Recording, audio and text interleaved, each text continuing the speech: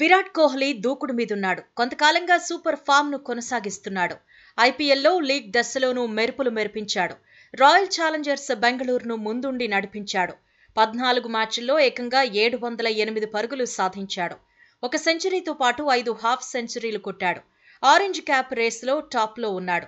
అత్యధిక పరుగులు చేసిన ప్లేయర్ల జాబితాలో విరాట్ కోహ్లీకి పోటీనే కనిపించడం లేదు. రెండో స్థానంలో ఉన్న రుతురాజ్ గైక్వాడ్ 583 పరుగులు చేశాడు. అయితే రుతురాజ్ గైక్వాడ్ ఇప్పుడు రేస్లో లేడు. చెన్నై సూపర్ కింగ్స్ ప్లే ఆఫ్స్కు చేరకపోవడంతో యువ ప్లేయర్ ఆట ముగిసింది. ఇప్పుడు రేస్లో ఉన్న వారిలో ట్రావిస్ హెడ్, రియాన్ పరాగ్ మాత్రమే కనిపిస్తున్నారు. ట్రావిస్ హెడ్ ఖచ్చితంగా ఒక మ్యాచ్ ఆడుతాడు. సన్ రైజర్స్ హైదరాబాద్ ఫైనల్కు చేరితే మరో మ్యాచ్ ఆడేందుకు అవకాశం ఉంటుంది. రియాన్ పరాగ్ ఎలిమినేటర్లో ఆడాల్సి ఉంది. ఎలిమినేటర్లో గెలిస్తే రెండో క్వాలిఫైయర్ ఆడాలి. అక్కడ గెలిస్తే ఫైనల్లో బరిలో దిగాల్సి ఉంటుంది. కోహ్లీ కూడా అంతే. ఎలిమినేటర్లో ఆర్సీబీ గెలిస్తే రెండో క్వాలిఫైయర్లో కింగ్ బరిలో దిగుతాడు. అక్కడ ఆర్సీబీ గెలిస్తే ఫైనల్ రూపంలో మరో మ్యాచ్ ఆడాలి. ప్రస్తుతం రేస్లో ఉన్న ట్రావిస్ హెడ్, కోహ్లీకి మధ్య అంతరం ఎక్కువగానే ఉంది. హెడ్ ఇప్పటివరకు 13 మ్యాచ్ల్లో 533 పరుగులు చేశాడు.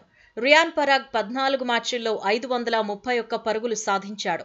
ట్రావిస్ హెడ్ కంటే 175 పరుగుల ఆధిక్యంలో కింగ్ ఉన్నాడు. ఏ రకంగా చూసినా ఈసారి అత్యధిక పరుగులు చేసిన ప్లేయర్ల జాబితాలో విరాటే టాపర్గా కొనసాగడం ఖాయమనే చర్చ జరుగుతోంది. మరోవైపు కోహ్లీ మాత్రం తన పని తాను చేసుకుపోవాలని డిసైడ్ అయ్యాడు. నిలకడగా రాణించడమే టార్గెట్ గా పెట్టుకున్నాడు. ప్రత్యర్థులెవరైనా ఆర్సీబీ విజయాల్లో కీలక పాత్ర పోషించడమే లక్ష్యం అంటున్నాడు. అయితే గణాంకాలను మాత్రం తాను పట్టించుకోనన్నాడు. ఎక్కువ ఆలోచించకుండా ఆట మీదే దృష్టి పెడతానన్నాడు. ప్రత్యర్థి జట్టు బౌలర్ల బౌలింగ్ శైలి గురించి ఆలోచించనన్నాడు. బంతులు ఎక్కడ సంధిస్తారు, రిస్ట్ పొజిషన్ ఏంటి అనే విషయాలపై ఫోకస్ చేయనన్నాడు. బౌలర్ల యాక్షన్లకు సంబంధించిన వీడియోలను ప్రత్యేకంగా చూడనన్నాడు. మ్యాచ్ రోజున బౌలర్ సరికొత్త ప్రణాళికలతో బరిలో దిగే అవకాశం ఉంటుంది కదా అని చెప్పుకొచ్చాడు. పరిస్థితుల ప్రకారం ఆడడమే తనకిష్టమన్నాడు. బౌలర్ బౌలింగ్ చేసేటప్పుడు తన కళ్లను మాత్రమే నమ్ముతానన్నాడు. మెదడు చెప్పినట్టుగానే రియాక్ట్ అవుతానన్నాడు.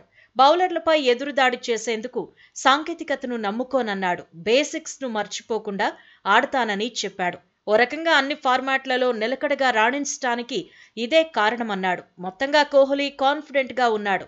సూపర్ ఫామ్ను కొనసాగించడంపైనే దృష్టి పెడుతున్నాడు.